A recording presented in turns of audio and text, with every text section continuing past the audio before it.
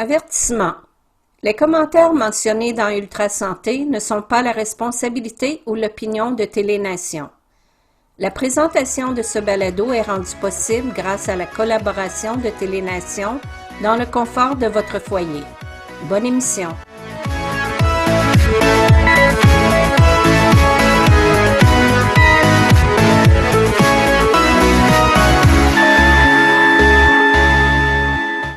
Bonjour à tous et bienvenue à cette émission. Aujourd'hui, nous avons l'honneur d'accueillir Mme Luciana Damore, proche aidante, qui depuis 12 ans déjà fournit des soins et du soutien à son mari qui réside en CHSLD.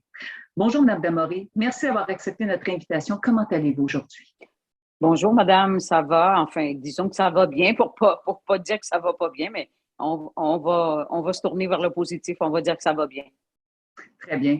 Madame Damore, pour nous mettre un peu dans le contexte, pourriez-vous m'expliquer l'événement déclencheur qui a fait en sorte que votre mari se soit retrouvé du jour au lendemain en CHSLD? Bon, alors mon mari, c'est un fonctionnaire fédéral qui travaillait évidemment tous les jours. Il y avait un emploi à temps plein au niveau de la fonction fédérale et à un moment donné, il travaillait avec l'ordinateur, il commençait à avoir des douleurs au niveau d'un bras. Et comme c'était difficile d'avoir un rendez-vous à très brève échéance avec le médecin de famille, alors et ça l'empêchait, les douleurs l'empêchaient de dormir la nuit. Alors il y a quelqu'un qui lui a suggéré d'aller voir un chiro qui pourrait l'aider. Alors c'est ce qu'il avait fait. Il est allé, il a pris rendez-vous avec un chiro. Le chiro le voit et lui dit qu'il faisait une bursite, une tendinite et qu'elle allait être en mesure de l'aider. Alors je vous résume ça là, très rapidement parce que évidemment là, l'histoire est assez longue. Alors, il a pris un rendez-vous avec le chiro. Le premier rendez-vous, il a fait des radiographies. Le deuxième rendez-vous, il a fait des manipulations au niveau cervical. Et c'est là où tout s'est gâté. Alors, malheureusement, lorsqu'il a fait ces manipulations qui ont impliqué de faire craquer le cou, il lui a fait une dissection du tronc cérébral. Ça s'est terminé avec... parce qu'en faisant craquer le cou, il a brisé, évidemment, quelque chose au niveau du cou, qui a fait un caillot, qui lui a amené un AVC et il a donc fait une dissection du tronc cérébral parce qu'il a fait craquer le cou au niveau des deux côtés, du côté droit et du côté gauche. Et alors, avec l'AVC, ça a amené un syndrome qu'on appelle le syndrome d'enfermement. En anglais, le lock-in syndrome. Alors, il est embarré dans son corps. Au point de vue cognitif, il est tout là, il comprend tout, le cognitif est intact, mais par contre, tout le corps, il est embarré dans lui-même. Donc, il ne peut absolument pas s'exprimer, il ne peut pas, c'est ça? Il ne peut pas parler, il ne peut pas manger, il ne peut pas respirer par lui-même, il est sur ventilateur et c'est ça. Donc, du jour au lendemain, on s'est retrouvé avec mon mari qui était un homme tout à fait fonctionnel, qui adorait la vie, qui mordait dans la vie. Bien, le soir, après son traitement, ça a occasionné évidemment un changement de vie drastique. La terre nous est tombée sur les épaules. Là. On a eu vraiment du jour au lendemain là, toute une très mauvaise aventure avec ce traitement de chiropratie. Alors, et depuis ce temps-là, bien, il s'est ramassé à l'hôpital. Les mauvais diagnostics se sont succédés les uns les autres parce qu'évidemment, quand il rentre à l'hôpital dans une situation là, d'enfermement, c'est-à-dire un lock-in syndrome, c'est un syndrome qui emmène quand même des cas très lourds parce que ce sont des patients pour le système qui sont très lourds à garder au niveau du système. Et là, ben, a commencé ma vigile, ma bagarre pour être capable de comprendre ce qui se passait parce qu'évidemment, j'avais jamais l'heure juste. On me disait les choses qui étaient pas exactes, que je voyais, que je constatais. Et là, ben, j'ai vu que c'était une question de vie pour lui. J'ai été obligée d'abandonner mon emploi, tout abandonner du jour au lendemain parce que sa vie était plus importante à mes yeux que n'importe quoi d'autre sur la Terre pour pouvoir l'assister et surtout respecter ses volontés qu'il voulait combattre, il voulait vivre et il voulait avoir des soins. Alors, c'est à partir de là, ben, ça fait maintenant, ça va faire 12 ans là, bientôt, que je vis à ses côtés ce cauchemar qui nous est tombé sur la tête du jour au lendemain. Madame Damore, j'aimerais comprendre, bon, triste situation qui amène votre mari à être placé en CHSLD. Mais j'imagine que entre cet espace-temps-là, il n'y a pas eu une réhabilitation, il n'y a pas eu droit à ça. Non, non, parce que Pouvez-vous comme je vous dis, m'expliquer? oui, Parce que je vais vous expliquer. je trouve ça un peu bizarre. Oui, c'est parce que Je trouve qu'il a fait un bond. oui, mon mari a été mal diagnostiqué dès le départ, dès qu'il est rentré à l'hôpital. Dès le premier jour, le diagnostic était qu'il faisait une crise d'épilepsie, alors que là, j'ai dit comment ça, là, il avait 52 ans. À 52 ans, tout d'un coup, il me fait une crise d'épilepsie. Alors, il n'avait jamais été malade. C'était pour moi et lui une première fois qu'on mettait des pieds dans un hôpital parce qu'il n'avait jamais été malade. Ouais. Et là, il me parlait de crise d'épilepsie, ce que je ne comprenais pas. J'ai dit, pourquoi il ferait une crise d'épilepsie tout d'un coup? Alors, donc, mauvais diagnostics qui se sont succédés les uns les autres, qui a été, je pense, j'ai dû faire une bagarre de à peu près 2 ans et demi, je vous dirais, parce qu'il était étiqueté vegetative state, état végétatif, alors qu'il ne l'était pas du tout. Il était là et je me suis rendu compte qu'il essayait de me donner des signes et de me parler, même s'il ne pouvait pas parler avec sa voix. Alors, quand je m'approchais de lui, je voyais ses yeux qui me suivaient, je voyais ses yeux qui voulaient me parler. Alors, je me rendais bien compte qu'il était là, alors qu'eux l'ont étiqueté dans un état végétatif. Mon mari n'a jamais été dans un état végétatif. Donc, Mme Damoré, ils vous ont, permettez-moi, je m'excuse, oui? Ils ne vous ont jamais consulté. Non. Ils n'ont jamais tenu compte de vous, ce que vous ressentiez, comment vous voyez tout ça, cette situation-là, comment vous la perceviez. Il n'y a eu aucune consultation avec vous, aucune collaboration. Non, jamais. Non seulement ils ne m'ont pas consulté, tout s'est décidé. Mais en plus, c'est qu'ils m'ont constamment rabaissé, dénigré, parce qu'ils disaient que j'étais comme ni plus ni moins moi-même folle de penser qu'il était là. Moi, je le voyais bien. Je connais mon mari mieux que n'importe qui et je voyais qu'il était là. Et surtout au début, il n'était pas sourd. Il entendait. La surdité, c'est venu par après à cause des bons soins qu'il a reçus. Ça s'est rajouté sur le tas.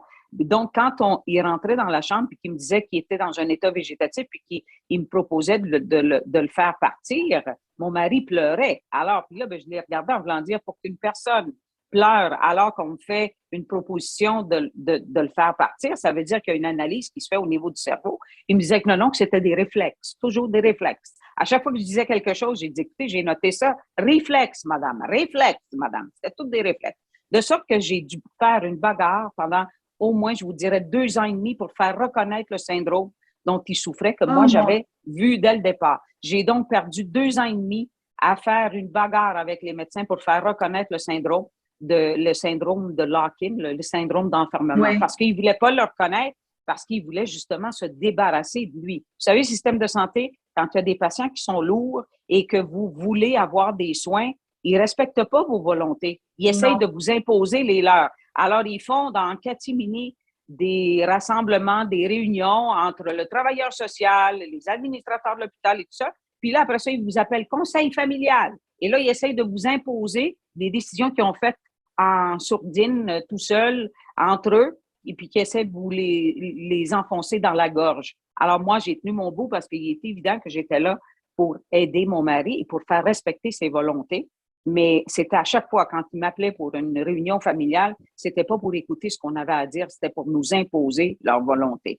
Alors, donc, Mme Damoré, vous faisiez toujours, il y avait toujours un obstacle. Toujours, parce que s'il avait été reconnu son syndrome d'enfermement dès le départ, la trajectoire qui aurait suivi dans le système aurait été tout autre et il y aurait eu droit à sa réhabilitation parce que ces patients-là, ils les appellent les boîtes à surprise. Parce que tant et aussi longtemps qu'ils ne sont pas allés en réhabilitation, on ne sait pas ce qui va se déverrouiller de ce qui va rester verrouillé. Alors, lui, malheureusement, il a été privé de cette possibilité, de cette prérogative vitale parce qu'ils l'ont mal diagnostiqué dans le but de s'en débarrasser. Donc, vous, la situation, la décision, vous l'expliquez comme c'est un cas trop lourd, ça va nous demander trop d'heures soins, alors faut pallier à cet enjeu-là, faut faire quelque chose. Oui, On ne demandera pas à Mme Damory là, comment elle voit les choses. Nous, on va décider, puis on va y faire part de notre décision, puis c'est ça. voilà. Oui, oui, parce qu'il savait très bien que moi, je tenais à respecter les volontés de mon mari, respecter la vie et que je voulais qu'il y ait des soins. Alors, il avait compris Oui. la dynamique. Donc, à partir du moment où ils sont pas d'accord avec vos décisions, ils vous mettent de côté puis ils vont procéder pour vous imposer les leurs. C'est comme ça que ça fonctionne. Puis, vous savez ce que j'ai compris dans le domaine de la santé? Les chambres et les lits sont beaucoup plus importants que les patients qui sont à l'intérieur. Et donc, ça devient pour le proche aidant, oui, je peux comprendre, et là, ça devient pour le proche aidant, dans le fond, quand on ne prend pas part des décisions du proche aidant, qu'on fait comme si le proche aidant n'existait pas, hein, Oui. je trouve que ça devient comme un genre d'ostracisme malveillant. Est-ce que vous Et pourriez... effectivement, Oui, oui, effectivement, parce que ils veulent entendre ce qu'ils décident. C'est que très souvent, je comparais ça un petit peu quand vous avez en guillemets, un cadavre qui est trop grand pour le cercueil, bien, ils vont le scier pour qu'il rentre dans le cercueil. Et c'est comme ça qu'on s'est ressenti, parce que même si mon mari, c'est un calot, il veut vivre. il veut Et le vivre. reste, oui, et peu importe les jugements que le personnel de la santé peut poser là-dessus, c'est pas à eux à juger. Ils sont pas là pour ça, c'est pas leur rôle de toute façon. Mais on s'est senti carrément abandonné, mis de côté. On s'est fait bardasser, on s'est fait vraiment là, ignorer par les médecins qui n'étaient pas d'accord avec la décision et ma décision, la décision de mon mari de vouloir continuer et de vouloir avoir des soins. Et c'est ça, là. Donc, quand vous ne faites pas ce qu'ils veulent, ben, préparez-vous parce que vous avez toute une bagarre entre les mains. Je peux vous en passer un papier là, j'ai résumé ça en quelques minutes. Mais je pourrais écrire un livre et une Ah, série, j'en madame. suis persuadée. Et ce que je comprends, Mme Damory, de votre cri du cœur, c'est que vous avez tenté maintes et maintes fois de, Oui, de contester leur décision. Et à oui, chacune des fois, vous avez rencontré un obstacle. oui, oui, oui, effectivement, parce qu'il ne voulait pas voir la L'entendre, votre réalité. décision. Oui, C'est c'est ça. ça Il ne voulait pas voir la réalité et entendre que vous la aviez à décision. dire. Oui, c'est ça. Il ne voulait absolument pas l'entendre. Puis c'était toujours moi qui étais dans le champ, que c'était impossible, que mon mari était dans un état végétatif alors qu'il ne l'a jamais été. Et finalement, la surdité qui est arrivée plus tard, Oui, c'est avec ça, c'est aussi paradoxal que ça puisse paraître, c'est avec ça que j'ai réussi à prouver qui n'était pas végétatif parce que je demandais qu'il lui passe des examens avec des appareils sophistiqués pour démontrer qu'il y avait une activité cognitive intacte et tout ça, parce que je le voyais bien, moi, avec lui, mais il me disait que non, que ça, en état végétatif, qu'il ne faisait pas ces examens-là, donc il était étiqueté, puis il devait rester avec cette étiquette. Quand il a perdu l'ouïe, ben là, je me suis rendu compte qu'il ne me répondait plus à un moment donné. Fait que là, j'ai commencé à paniquer. J'ai dit, qu'est-ce qui se passe? Est-ce qu'il y a une détérioration? Et oui, c'est oui. j'ai étudié dans des revues médicales, surtout en France. Il y a un professeur que je connais très bien qui a fait beaucoup de polycopiés là, sur le domaine, qui s'appelle Stephen Lowry. C'est grâce à lui que j'ai pu comprendre peut-être ce qui se passait. Et là, je me suis rendu compte, parce que je lui mettais toujours de la musique au début, je me suis rendu compte qu'il n'entendait pas la musique. Alors, j'ai pris un cartable, j'ai bloqué mes lèvres et j'ai parlé, puis je lui ai demandé de faire les signes qu'il faisait toujours quand il me disait oui ou non. Il ne faisait plus rien. Alors, j'ai pris un cahier avec un crayon, un simple cartable qu'on achète dans les magasins à Oui, un oui, oui. dollar, pas cher, avec un crayon effaçable. Et je lui ai demandé s'il m'entendait. J'ai écrit et je voyais ses yeux qui faisaient comme une machine à écrire. Il lisait. Puis là, il m'a répondu que non, il n'entendait pas. J'ai dit, voilà la raison pourquoi il ne me répond plus. C'est parce qu'il n'entend pas. Alors, il avait perdu l'ouïe. Et là, ben, il n'entendait pas. Et grâce à ça, grâce à ce fait-là, j'ai commencé à écrire. Là, c'était difficile pour les médecins qui passaient de voir qu'il me répondait, puis il lisait, puis il me répondait. Quand on lit, je lui demandais, par exemple, lève les yeux 5 fois, il le faisait, je l'écrivais. Alors, puis il le faisait. Puis là, j'ai dit, expliquez-moi comment est-ce que quelqu'un dans un état végétatif fait ça. Puis je lui demandais, admettons, ferme les yeux. Il fermait les yeux parce que vous savez, ces patients-là, je peux vous dire un petit peu, j'ai étudié un petit peu la situation. Beaucoup d'entre eux n'ont pas beaucoup de contrôle au niveau des muscles faciaux et des yeux. Fort heureusement, mon mari avait quand même un bon contrôle au niveau des yeux. Et il me répondait en clignant des yeux. Sauf que quand il clignait des yeux, il disait que c'était des réflexes. Fait que là, j'ai dit, écoute, mon amour, on va changer ça. J'ai dit, est-ce que tu es capable de lever les yeux au plafond? Il me dit oui. J'ai dit, montre-moi. Alors là, il a levé les yeux comme ça. J'ai dit, merveilleux. J'ai dit, tu vas tenir tes yeux levés jusqu'à temps que je te dise de les rebaisser avec le cartable. Fait que là, il a tenu ses yeux comme ça. Puis là, après ça, je lui demandais, est-ce que tu peux les baisser? Il me dit oui. Baisse les yeux, ferme les yeux, ferme les yeux. J'ai dit, voilà, mon amour. On va changer la façon dont tu vas me répondre. Dorénavant, tu vas lever les yeux au plafond pour dire oui, puis tu vas fermer les yeux pour dire non. Ils ne pourront pas dire que c'est un réflexe. Et c'est comme ça, au bout de 2 ans et demi, que j'ai réussi à leur enfoncer dans la gorge que mon mari n'était pas dans un état végétatif. Madame Damory, je vais devoir vous arrêter quelques moments. Votre histoire, écoutez, m'interpelle vivement. Malheureusement, c'est le temps de faire une courte pause, chers auditeurs, et on revient avec Madame Damory pour la suite de son histoire. Mon père a été laissé à lui-même à l'hôpital. Il est tombé, puis il s'est cassé la hanche. Pas de bain pendant 2 semaines. Je pense qu'on appelle ça de la maltraitance. Ils se sont trompés dans ma médication. Le Conseil pour la protection des malades a pour but de protéger les usagers du réseau de la santé en vous donnant de l'information sur vos droits et des services comme de l'assistance juridique et des moyens de vous défendre. Le Conseil pour la protection des malades. Consultez-nous. Vous pouvez même devenir membre. Pour connaître l'envers de la médaille dans les CHSLD, lisez « Vous étiez là pour moi ». Merci.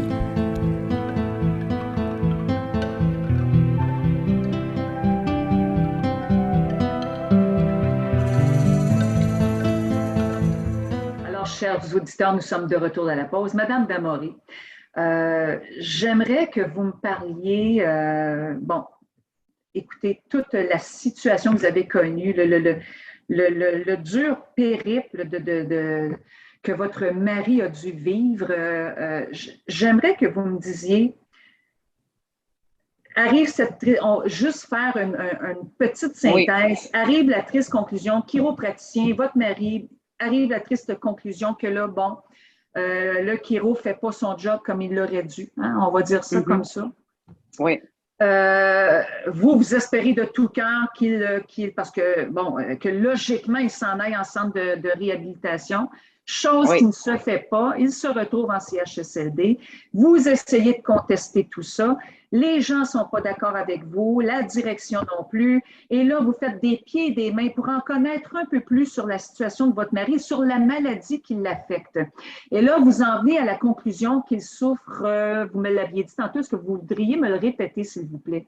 Oui, le syndrome d'enfermement, le lock-in syndrome. Le syndrome d'enfermement. Alors, côté cognitif, il n'y a aucun problème, mais par contre, incapable de bouger, incapable de faire quoi que ce soit. Alors là, vous faites des pieds et des mains, vous essayez de dire à la direction, mon mari est atteint du syndrome de l'enfermement. Là, on semble ne pas vous croire à ce que je peux comprendre. Et là, vous continuez encore de vous battre, de faire des pieds et des mains. Il se retrouve en CHSLD, mais là, vous, moi, je voudrais parler de vous aussi. Oui. Jour au lendemain, Madame Damory, malgré tout ça, malgré que écoutez, vous naviguez contre vents et marées, et là, vous vous retrouvez du jour au lendemain proche aidante de votre mari. Mais vous, moralement, vous vous battez, vous vous retrouvez proche aidante. Comment vous vous sentiez à cette époque-là? Alors, vous deviez être complètement démuni, dévasté. Oui. Oui, parce qu'effectivement, on nous croit jamais. On n'est jamais cru et il faut toujours se battre pour faire respecter les volontés de la personne qui veut avoir des soins. Ils nous mettent des embûches dans les pieds et les obstacles. Et c'est, je veux dire, déjà la situation, le changement de vie imposé par le syndrome dont il est affecté du jour au lendemain, c'est déjà une grosse épreuve et d'avoir après ça par-dessus tout le réseau de la santé sur vos épaules qui vous joue des tours puis qui vous mettent des jambettes pour ne pas avancer, fait que ça devient doublement et triplement plus éreintant parce qu'on n'arrive tout simplement pas à être capable de faire avancer les choses de façon normale. On devrait tous mettre l'épaule à la roue et que personne ne juge. On donne les meilleurs soins et on respecte les volontés des gens.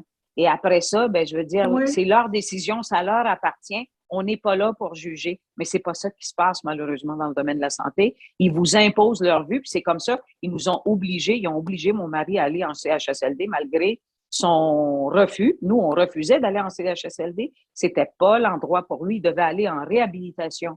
Alors, j'arrive un matin et il y avait une ambulance. Ils l'ont emballé comme on emballe un meuble, puis ils l'ont embarqué dans l'ambulance et voici, tu t'en vas en CHSLD. Donc, il a été envoyé là contre son gré, contre notre gré. Parce et à votre insu? Oui, à mon insu, j'étais même pas au courant. Je suis arrivée le matin, l'ambulance était là, puis ils le transféraient. On m'a rien demandé. Ils ont décidé, ils l'ont emballé, puis ils l'ont envoyé. Alors, c'est comme ça. Et là, se déroule cette journée-là où, à votre insu, on place votre mari en CHSLD. Oui. Et là, vous, proche aidante dans l'âme, vous subvenez aux soins de votre mari du mieux que vous pouvez. Vous êtes là combien d'heures par jour, Mme Damoré? Alors, j'ai toujours mis beaucoup d'heures parce que je voyais que partout où il l'envoyait, il ne cadrait pas dans la dynamique parce que tout simplement, vous savez, il y a toujours des divulgations d'heures soins qui doivent être faites. Oui. Sauf que les divulgations étaient encore une fois ponctuées de mauvaises informations dans les dossiers parce qu'ils savent très bien, par exemple, s'ils veulent l'envoyer sur un deuxième étage où ils n'ont pas, par exemple, d'inhalothérapeutes qui sont là, puis mon mari avait besoin d'être aspiré, bien, ils vont dire qu'il n'y en a pas de besoin parce que eux, le but ultime, c'est de se débarrasser, c'est vraiment de jouer au ping-pong. Ils l'ont changé. Je ne pourrais pas vous dire combien de centaines de fois qu'il a changé d'étage, puis là, ils voyaient qu'ils ne pouvaient pas s'en occuper, ils le retournaient parce que, justement, les dés sont pipés à la base. Quand ils savent qu'ils veulent s'en débarrasser, ils vont faire n'importe quelle divulgation ou information dans le dossier pour être capable de l'envoyer sur un étage en espérant de s'en débarrasser. Mais le résultat de ça, c'est qu'il était toujours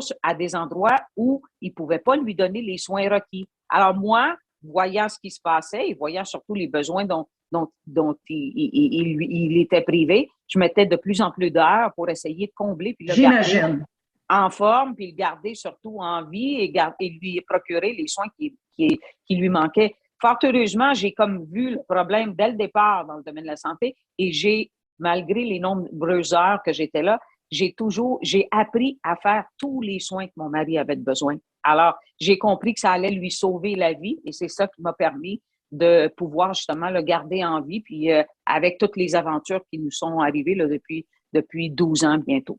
Parce que, comme vous le disiez si bien tantôt, vous vous êtes beaucoup, beaucoup documenté. Oui, je lisais. Alors, je lisais pas des magazines, moi. Moi, j'ai fait mon bac en médecine en accéléré, apparemment. Alors, puis surtout, si vous avez des questions sur le syndrome d'enfermement puis les soins qu'ils ont besoin, venez me voir, je vais pouvoir vous aider. Il y a pas de problème. Surtout, il y a de la bonne littérature avec les médecins en France qui sont beaucoup plus avancés au niveau des comas, des différents stades du coma et tout ça. Alors, j'ai tout étudié ça pour être capable de savoir ce qui se passait. Ben, j'ai jamais reçu de l'aide médicale à point ici concernant son état. On me disait toujours des choses qui n'étaient pas véridiques et que je voyais qui étaient fausses. Là, je voyais qu'on essayait de m'influencer dans mes décisions. Madame Damoré, permettez-moi de vous poser une question pour avoir été proche aidante, moi aussi, par le passé. Est-ce que le fait que vous avez vous vous êtes documenté à ce point-là, que vous vouliez vraiment subvenir aux besoins de votre mari, alors vous faisiez tout ce que vous pouviez faire, tout ce qui vous était permis de faire là, pour vous documenter, pour bien répondre à ses soins, pour être en pleine collaboration avec lui, vous avez dû passer pour un être dérangeant? Oh, beaucoup. Disons que je suis peut-être la femme la plus haïe dans le domaine de la santé parce que je me laisse pas tasser comme une coquerelle dans un coin. Et surtout, quand il s'agit de faire respecter les volontés de mon mari, je vais aller jusqu'au ciel s'il le faut. Alors, vous vous faites des ennemis parce qu'ils peuvent pas faire ce qu'ils veulent avec vous. Fait qu'à ce moment-là, ils m'aiment pas beaucoup parce que, évidemment, je tiens mon bout. Et je veux avoir des explications. Et dès que vous demandez des explications, vous dérangez dans le domaine de la santé. Et lorsque nous sommes dérangeants, lorsque le proche aidant se trouve à l'étiquette du mot dérangeant, est étiqueté en tant que tel, est-ce que on a essayé, est-ce qu'on a tenté de diminuer vos heures de visite? Oui. Alors ça, là, maintenant, c'est une première pour moi parce que en général, étant donné que le cas de mon mari, c'était un cas lourd, j'ai toujours été bien appréciée par les préposés, les gens qui travaillent dans le domaine de la santé. Mais c'est les administrateurs, les gestionnaires qui sont des petits véreux parce qu'ils veulent pas que vous voyez, que vous soyez témoin de certaines situations. Alors, ils essaient de monter de faux dossiers contre vous dans le but de vous intimider, de vous harceler. Et moi, en l'occurrence, je suis une personne non grata. Alors, on m'apprécie pas beaucoup dans la gestion parce que je vois ce qui se passe à l'interne et je suis là, évidemment, j'étais là beaucoup plus d'heures que eux passent là, qui sont toujours assis en arrière d'un ordinateur. Moi, je suis sur le plancher. Je sais comment roule le plancher, je sais comment se font les soins sur le plancher et je vois où sont les lacunes sur le plancher. Et ils aiment pas ça. Ils aiment Parce pas que ça. vous êtes aux aguets, là, vous êtes toujours aux aguets, vous regardez tout, vous analysez tout. Ben oui. Puis C'est moi-même, normal. j'ai déjà eu des employés sous ma direction. Alors, j'ai l'œil et je vois ce qui se passe. Et eux aiment pas ça, quelqu'un qui voit ce qui se passe, parce qu'ils n'ont pas le même intérêt que nous. Nous, Non. on a l'intérêt de nos proches. Nous sommes, comme j'ai déjà dit, les missionnaires du confort et des soins, alors que eux, ben, ils ont un tout autre rôle et à jouer dans le domaine. Alors, ils nous aiment pas beaucoup. Je suis pas appréciée et donc, ils essaient de me bâillonner.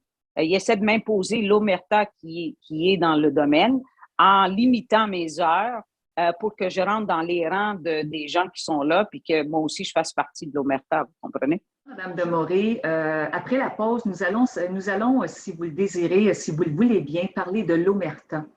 Oui. Alors, on vous revient avec l'histoire de Madame Luciana Damoré. Le Conseil pour la protection des malades a pour but de protéger les usagers du réseau de la santé.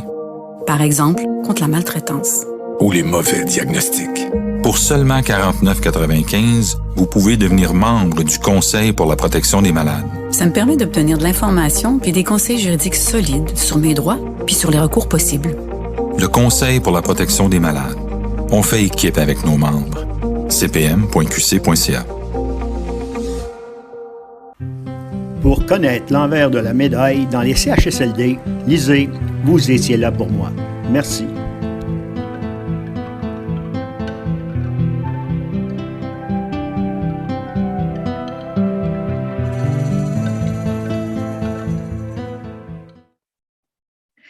Madame Damoré, j'aimerais que vous me parliez de l'omerta.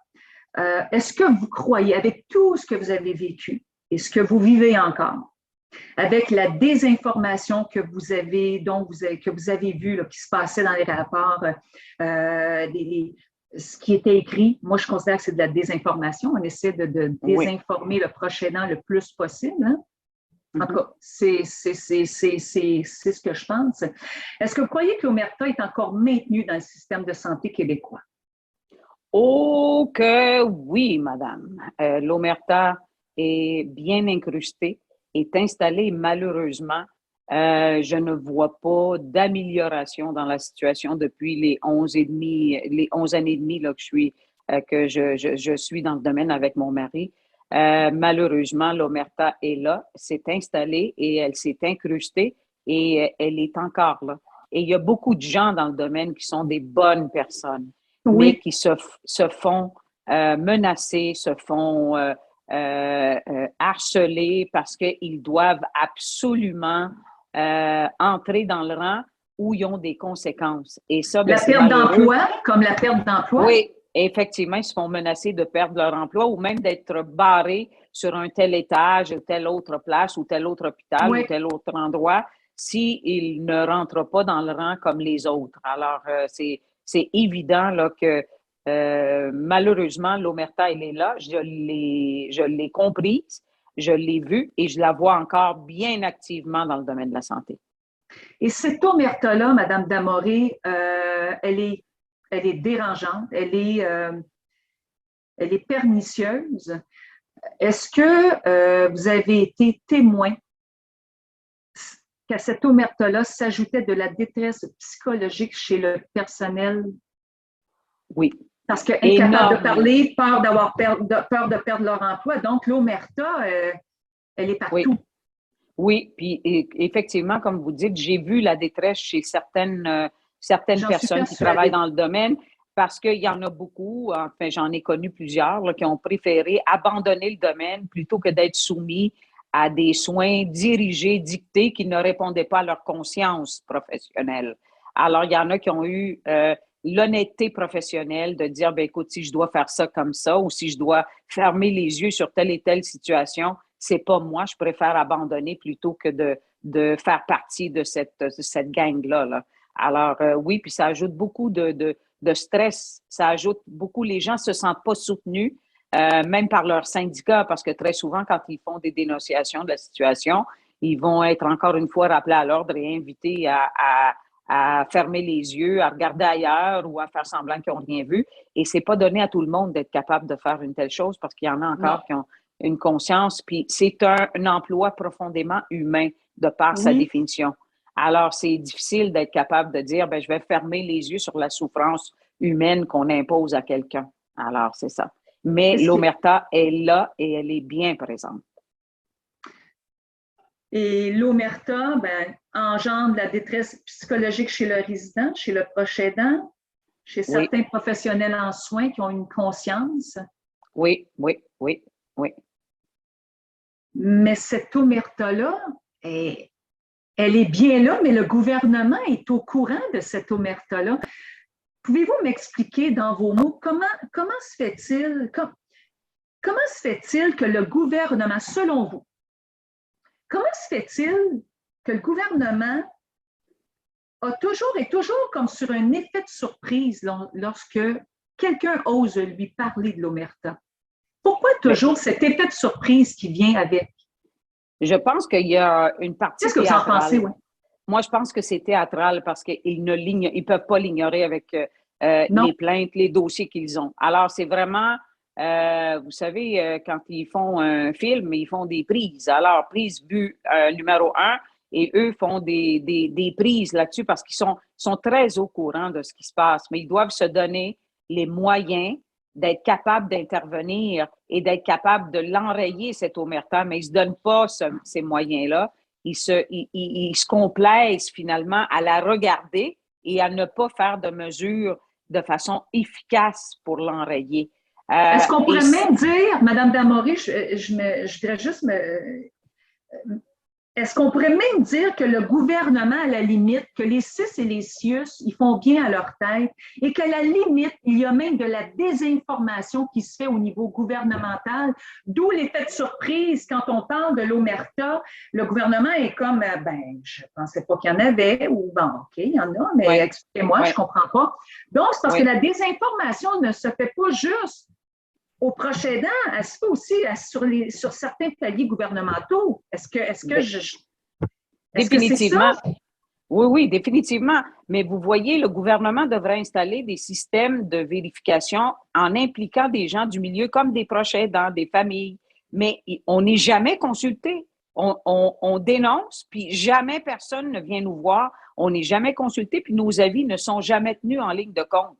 Alors, j'ai déjà écrit un commentaire à l'effet de dire quand le gouvernement va se rendre compte que ses pires ennemis, c'est les gestionnaires dans le domaine parce qu'ils ne sont pas honnêtes et qui ne sont pas sur la même longueur d'onde que dans le but d'avoir les meilleurs intérêts des patients, des familles et du personnel. Quand il va se rendre compte de ça, bien, il va probablement changer son fusil d'épaule parce qu'ils ne donnent pas leur juste.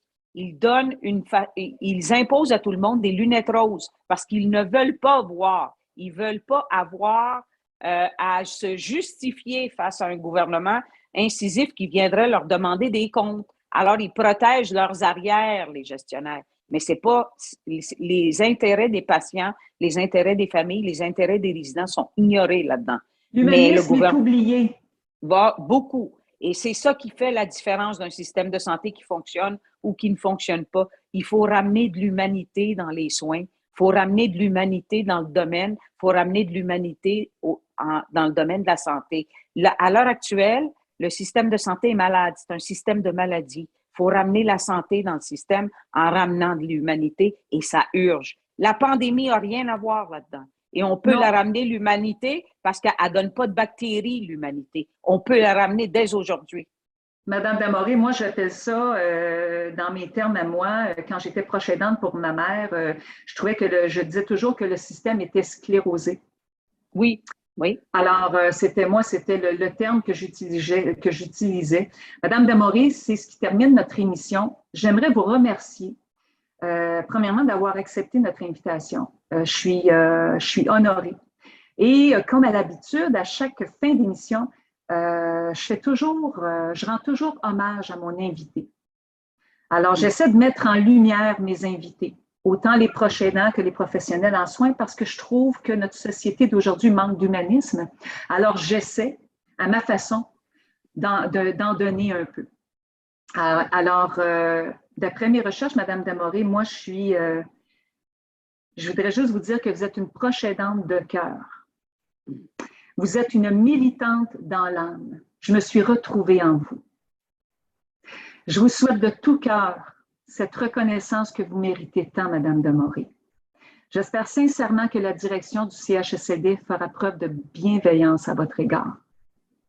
J'espère que vous pourrez, dans un avenir rapproché, prendre soin de votre mari comme bon vous semble et comme il le mérite. C'est un droit légitime que vous défendez très bien. Chapeau bas, Madame Damoré, je vous porte dans mon cœur et mes pensées vous accompagnent. J'espère que votre avenir ne sera pas le continuum de votre triste passé. Madame Damoré, merci. C'est moi qui vous remercie. Merci. J'ai de la coloration. J'ai de la coloration. Vous m'avez fait rougir. Merci pour vos belles paroles. Et c'est bien apprécié parce que pour une fois, on sent que quelqu'un apprécie le rôle du proche aidant. Et ça fait chaud au cœur. Je connais ce rôle.